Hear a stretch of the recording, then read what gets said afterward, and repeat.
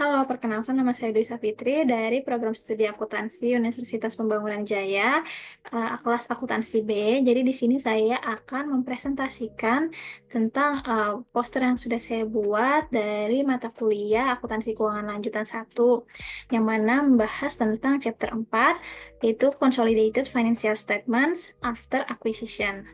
Nah, yang pertama,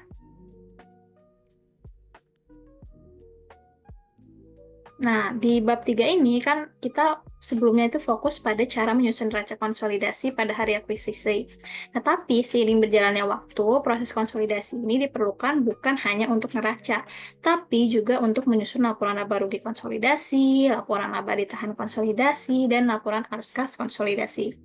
Di bab ini kita itu akan membahas cara menyusun laporan-laporan tersebut setelah tanggal akuisisi.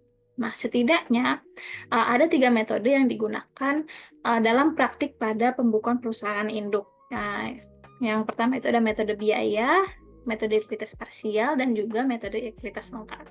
Mengenai metode biaya atau cost method. Nah, dalam metode ini, akun investasi itu dicatat sebesar biaya perolehannya dan hanya disesuaikan jika ada pembelian tambahan saham atau penjualan saham dari investasi atau jika terjadi yang namanya dividen likuidasi. Nah, metode ini tuh tidak memperhitungkan perubahan nilai wajar atau kinerja investasi. Yang kedua mengenai metode ekuitas atau equity method. Dalam metode ini, akun investasi itu disesuaikan berdasarkan bagian investor atas laba atau rugi yang dihasilkan oleh si investor. Selain itu, si akun investasi ini disesuaikan ketika dividen dibayarkan oleh si investor. Jadi di metode ekuitas ini ada 2 macam metodenya lagi turunannya, yaitu metode ekuitas parsial, metode yang memperhitungkan laba atau rugi, serta dividen dari si investor, dan juga metode ekuitas lengkap. Si ekuitas lengkap ini adalah pelengkap dari si parsial. Dia menghitung laba antar perusahaan yang belum direalisasi, menghitung penyusutan atau adanya amortisasi, impairment, goodwill, dan juga lain-lainnya. Nah, dari ketiga metode tersebut, hanya metode ekuitas lengkap yang dapat diterima untuk investasi yang memiliki pengaruh signifikan, tapi tidak memiliki kendali. Nah, selanjutnya, ada tabel mengenai level of influence control or control by an investor over an investee. Maksudnya, secara umum itu ada 3 tingkatan atau 3 level pengaruh kendali investor atas si investor yang menentukan perlakuan akuntansi yang tepat. Yang pertama itu ada si no significant influence atau tidak ada pengaruh signifikan. Dia guideline percentage-nya biasanya kurang dari 20%. Nah, jika kepemilikan mereka ini kurang dari 20%, perusahaan itu dianggap nggak punya pengaruh yang signifikan. Dan dalam situasi ini tuh, si investasinya itu dicatat berdasarkan nilai wajar pada akhir tahun atau dikenal sebagai metode biaya atau cost dengan penyesuaian terhadap perubahan pasar. Terus yang kedua ada significant influence atau no control. Biasanya guideline percentage-nya itu 20 atau 50%. Di antara situ berarti masih di bawah 50%. Jika investor itu punya kepemilikan 20-50%, dia itu dianggap punya pengaruh signifikan tapi tidak terkontrol penuh. Nah, investasi mereka itu biasanya dicatat dengan metode ekuitas atau equity method. Tapi ada opsi lain, di mana mereka tuh bisa memilih untuk menggunakan metode nilai wajar yang tidak bisa diubah. Nah, yang terakhir ada effective control. Biasanya guideline percentage-nya itu lebih dari 50%. Nah, jika kepemilikan mereka lebih dari 50%, si investor ini dianggap punya kontrol penuh atas perusahaan.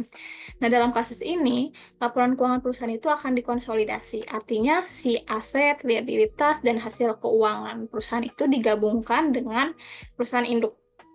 Investasi ini bisa dicatat dengan metode biaya, metode ekuitas parsial, atau ekuitas lengkap. Nah, jadi tingkat kepemilikan saham itu menentukan bagaimana perlakuan akuntansinya, mulai dari nilai wajar, metode ekuitas, hingga laporan keuangan yang harus dikonsolidasi. Selanjutnya, ada contoh kasus.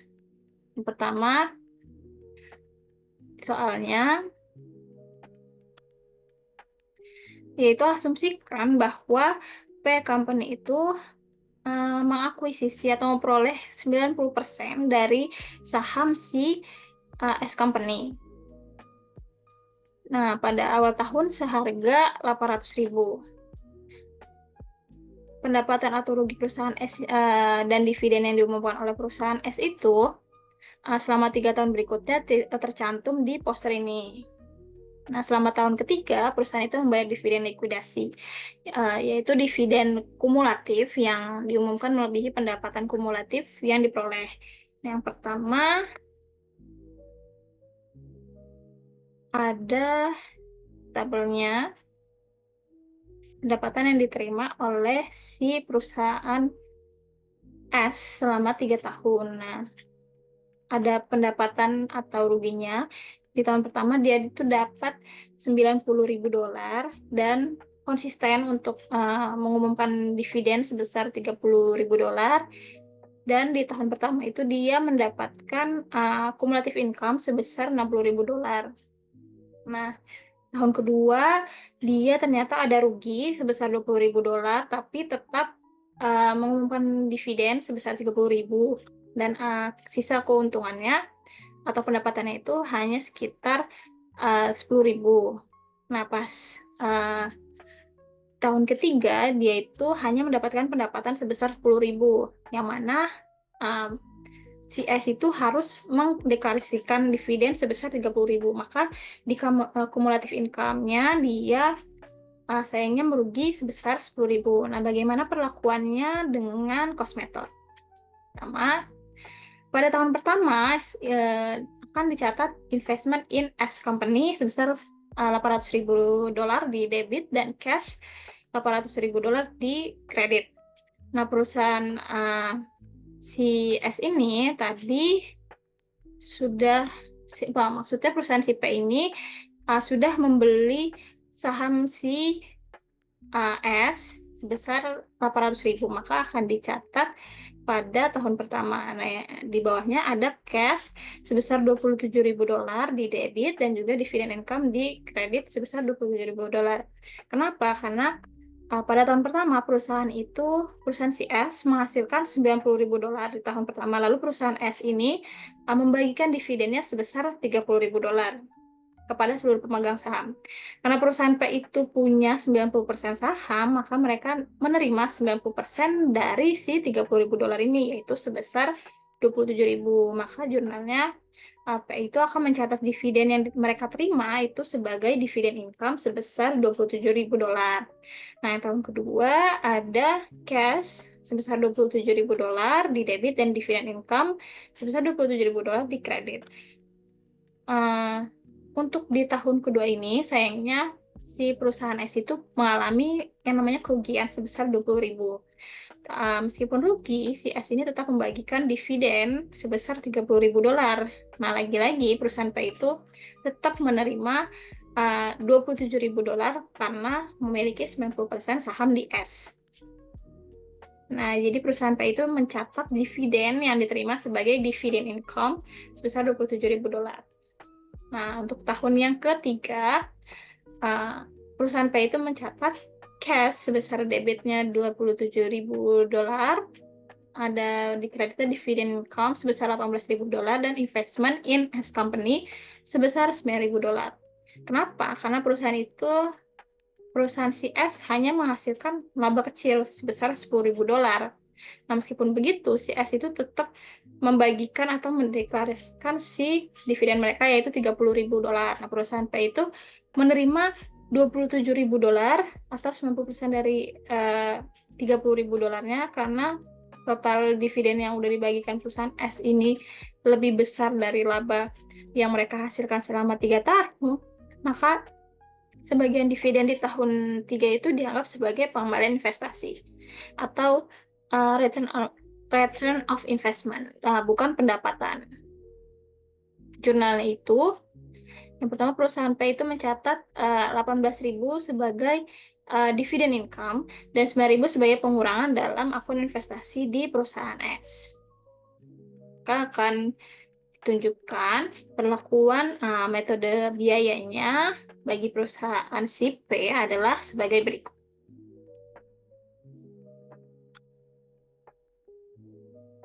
Nah, selanjutnya ada perlakuan pencatatan si perusahaan P menggunakan metode ekuitas parsial. Nah, metode ekuitas parsial ini itu sedikit berbeda dari metode biaya. Nah, perusahaan P itu untuk ekuitas parsial, dia mengakui bagian dari laba atau rugi si perusahaan S.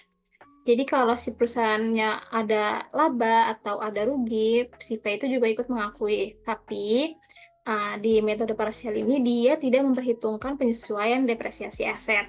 Nah, dividen itu masih dianggap sebagai pengurang investasi. Kita lihat pada tahun pertama, seperti metode biaya yang sebelumnya, P akan mencatat investment in X company sebesar $800.000 di debit dan juga cash sebesar $800.000 di kredit. Sama seperti metode ekuitas untuk mencatat investasi awal mereka. Yang kedua itu ada investment in S company sebesar $81.000 dan juga equity in subsidiary income sebesar $81.000. Tahun 1 ini, selain mencatat si investasi awalnya, perusahaan P itu mengakui bagian dari laba perusahaan S sebesar $81.000. 90% dari si $90.000-nya. Nah, ketika selanjutnya ada si dividen, pembagian si dividen, yaitu cash atau cash pada debit sebesar $27.000 dan juga investment in S company sebesar $27.000. Untuk mencatat dividen yang mereka terima sama seperti si metode ekuitas sebelumnya. Nah, ketika dividen sebesar $27.000 ini diterima, ini dianggap mengurangi investasi dan bukan pendapatan. Selanjutnya, pada tahun kedua, perusahaan si P ini dia mencatat kerugian dari si S itu sebesar $18.000. Dia mencatatnya equity in subsidiary loss sebesar $18.000 di debit dan juga investment in S company sebesar $18.000 di kredit. Jadi mereka itu mencatat kerugian sebagai bagian dari mereka yaitu sebesar $18.000. Selanjutnya ada cash $27.000 di debit dan juga investment in S company sebesar $27.000 di kredit. Sama seperti tahun pertama, si $27.000 ini dividennya itu dicatat sebagai pengurang investasi.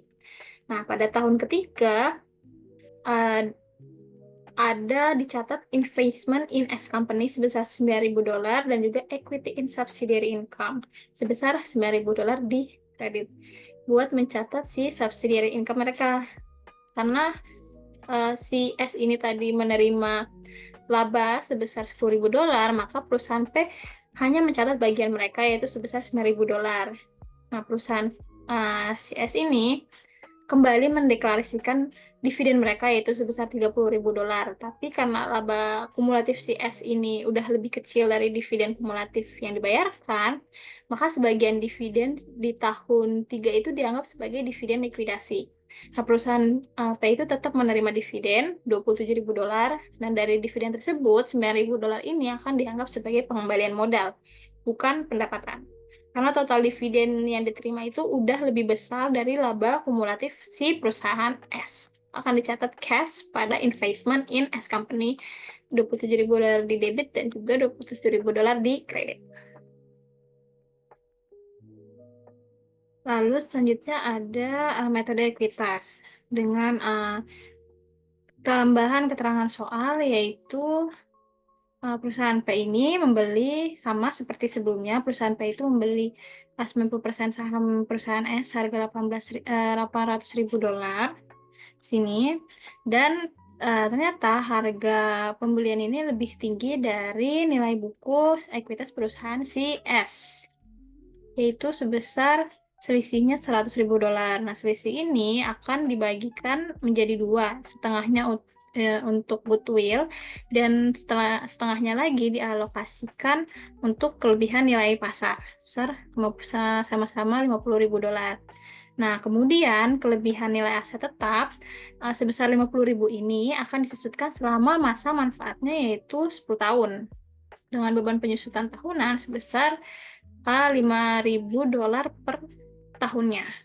Nah, beban penyusutan ini akan dicatat setiap tahun sebagai pengurang dari laba yang diperoleh perusahaan P dari investasinya di perusahaan S.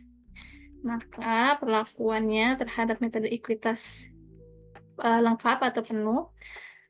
Yang pertama, pada tahun pertama itu sama seperti dua metode sebelumnya, sama-sama mencatat investasi awal, yaitu investment in S company sebesar $800.000 di debit dan cash sebesar $800.000 di kredit untuk merecord investasi awal. Lalu pada tahun 1 perusahaan S menghasilkan laba sebesar $90.000, dia si P mendapatkan bagian sebesar 90% dari saham mereka, maka akan dicatat investment in S company sebesar $881.000 di debit dan juga equity in subsidiary income sebesar $81.000 di kredit. Lalu karena si perusahaan P itu membayar lebih dari nilai buku aset perusahaan si S, sebagian dari harga pembelian ini dialokasikan ke penyusutan aset tambahan atau excess depreciation. Nah, dalam contoh ini tuh penyusutan itu adalah sebesar tadi $5.000 per tahunnya selama 10 tahun. Maka akan dicatat bahwa adanya equity in subsidiary income sebesar $5.000 di debit dan juga investment in S company $50.000 dibagi 10 tahun, yaitu $5.000 di kredit. Untuk men-adjust equitas subsidiary income untuk penyusutan aset tambahan atau excess depreciation-nya. Nah, mereka si P ini juga tetap mencatat dividen yang mereka terima, yaitu cash sebesar $27.000 di debit dan juga investment in S company sebesar $27.000 di kredit. Nah, pada tahun kedua, seperti yang sebelumnya, perusahaan CS ini mengalami kerugian sebesar $20.000.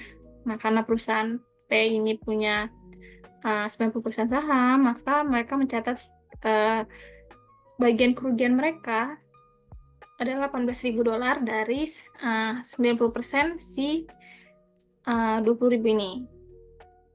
Jadi equity in subsidiary loss-nya sebesar $18.000 di debit dan juga investment in S company sebesar $18.000 di kredit. Buat mencatat equity subsidiary loss, kerugiannya ikut mencatat kerugian si S-nya. Lalu ada penyesuaian penyusutan sebesar $5.000 sama seperti tahun sebelumnya untuk mengurangi nilai investasi, yaitu equity in subsidiary loss sebesar $5.000 di debit dan juga investment in S company sebesar $5.000 di kredit. Dan tetap si P ini mencatat pembagian dividennya, yaitu cash sebesar $27.000 di debit dan juga investment in S company sebesar $27.000 di kredit. Nah, pada tahun ketiga, perusahaan itu tadi seperti sebelumnya dikatakan dia punya labanya tapi kecil, hanya sebesar $10.000, tapi P tetap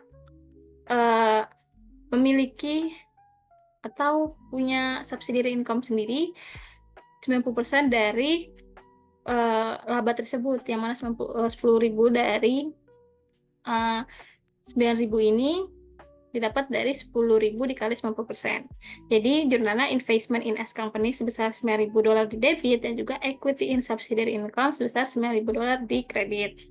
Lalu sama juga seperti tahun sebelumnya, ada penyusutan aset sebesar $5.000, maka akan dicatat equity in subsidiary income sebesar $5.000 di debit dan juga investment in S company sebesar $5.000 di debit untuk mengurangi nilai investasi. Dan yang terakhir ada penerimaan dividen, sama ada cash sebesar $27.000 di debit dan juga investment in S company sebesar $27.000 di kredit.